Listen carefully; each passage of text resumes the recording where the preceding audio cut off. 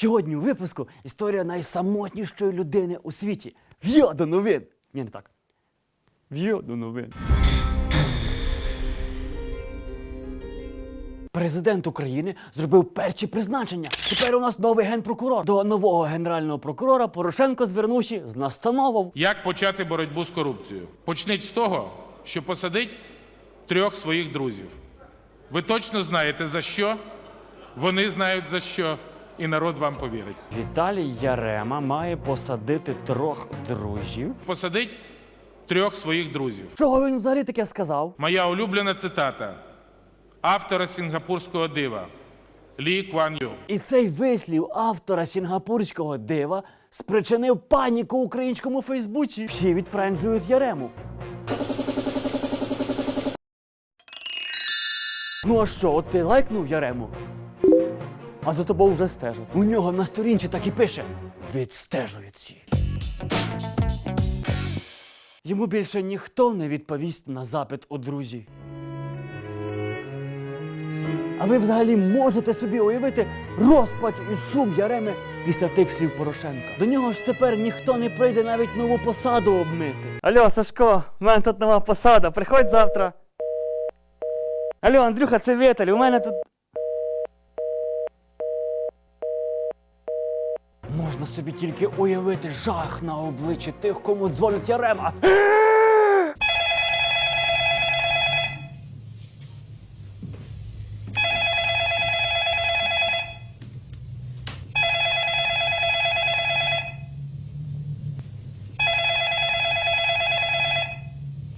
Алло, це Віталік.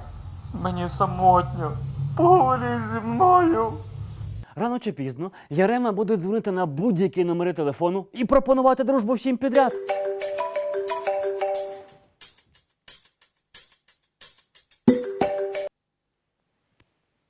Алло? Світ вже ніколи не буде для Яреми таким, як був раніше. Дружина захоче бути ворожиною. Собака також попросить про перегляд статусу. Who's your best friend?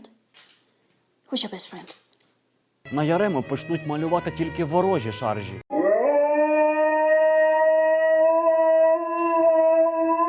Ворожими стануть рукостискання, обійми та поради.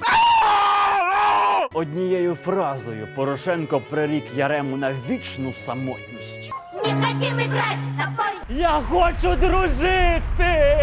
Тільки теперка Ярема зрозумів значення цих дивних слів Мольфара, сказаних 10 років тому. Солодка карамелька забере всіх твоїх друзів. Єдині, хто біля тебе буде почуватися в безпечі – твої вороги. Ой, плывите вы,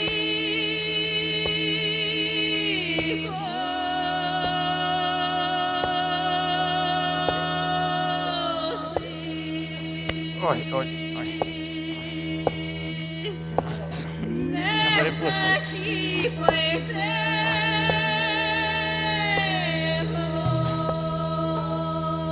А знаєте, Петро Порошенко надзвичайно ризикує, бо одного разу йому може подзвонити Ярема і сказати: «Алло, Петро Олексійовичу, ми ж з вами старі друзі».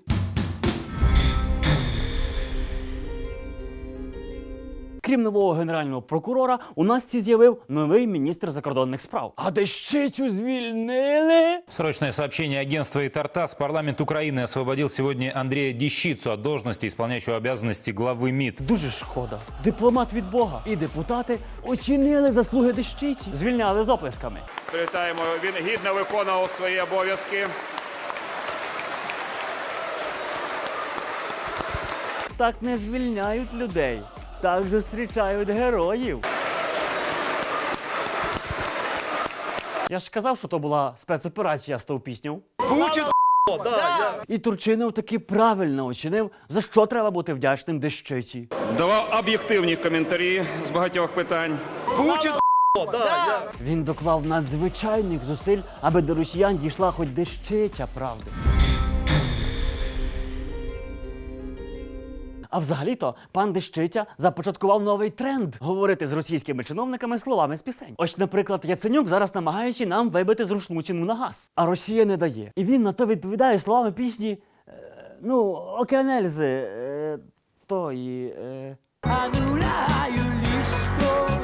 Ні, з іншої. Голодно. І не з тої. Сосни. Може, колись Яценюк так і скаже, але теж не то так. О, з неї. Я не здамся без бою. А Медведєв? А що Медведєв? Та для нього то шок. Він взагалі ледве від дещиці відійшов, а тут ще Яценюк піснями говорить. Я не здамся без бою. После, например, неадекватного поведения министра иностранных дел Украины меня уже ничего не удивляет. Ці газові переговори – це взагалі найдивніші переговори між продавцем і покупцем, які тільки бачив світ. Продавець, тобто Росія, каже, ми вимагаємо, аби ви погодилися на знижку. Бери знижку, я тобі казав, знижку бери. Покупець, тобто Україна, каже, не треба нам ваших знижок, дайте ринкову ціну. Це лиш мені здається, що з того знижкою нас намагаються надурити. Им были предложены сверхльготные условия. Ми ці російські пастки знаємо. Ну от чому Росії, щоб встати з колін, потрібно постійно нагинати інших? Хоча все-таки російська влада найбільше нагинає власне населення. У них там готують ці чергові заборони. Депутаты Государственной Думы предлагают запретить в России туфли на шпильках и высоких каблуках, а также кеды, балетки и мокасины. Я впевнений, що ото вони назвуть ізвращенням.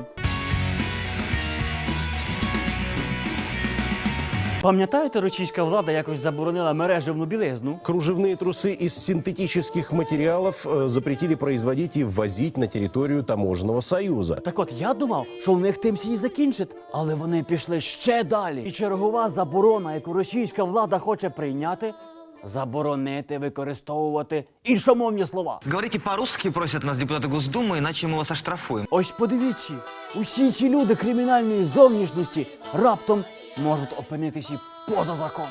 Але і це ще не все. Депутаты хотят ограничить право россиян лечиться за границей. І ми подумали, а з ким вони ще борють усіма тими заборонами? Хто головний ворог російської держави? Отже, підсумуємо і складемо невеликий фоторобот. В кедах, на підборах, у мережевній білизні, лікуючи за кордоном і вживає іншомовні слова. Ось найбільший ворог Росії, з яким путінська влада буде ще бороти найближчим часом.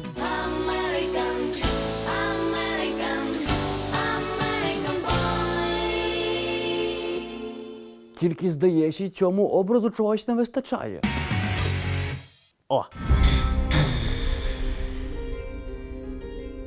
І до спортивних новин. Триває чемпіонат світу з футболу у Бразилії. Нашої збірної на ньому нема. Та не біда, бо завжди можна вболівати проти збірної Росії. Під час гри Росії і Південної Кореї кожен українець став трішки корейцем. Збірна Росії показала саме таку гру, яку ми найбільше любимо у виконанні росіян. Нудну, повільну і бездарну. Але головне – результативну. Шаков спровоцировал атаку и сам не оказался в опорной зоне. Ой-ой-ой-ой-ой-ой-ой! Російському голкіперу Акінфєєву майже вдалося викликати одночасний оргазм мільйонів українців.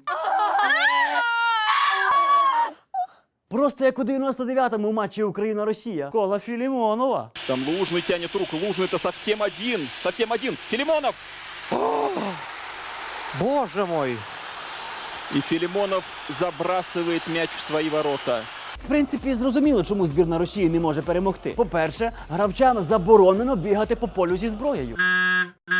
По-друге, росіяни не підуть в атаку, не зачистивши перед тим територію мінометним вогнем. І головне, правила футболу забороняють ховатися за спинами мирних уболівальників.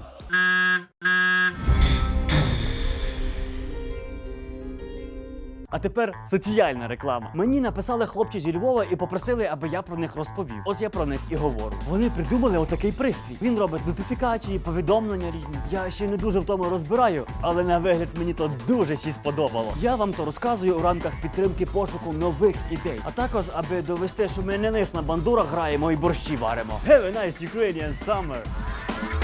А, і забув ще розказати. Ми запустили свій сайт. Там, ви можете зайти, подивитися, почитати і всяке таке. Заходьте, коротше.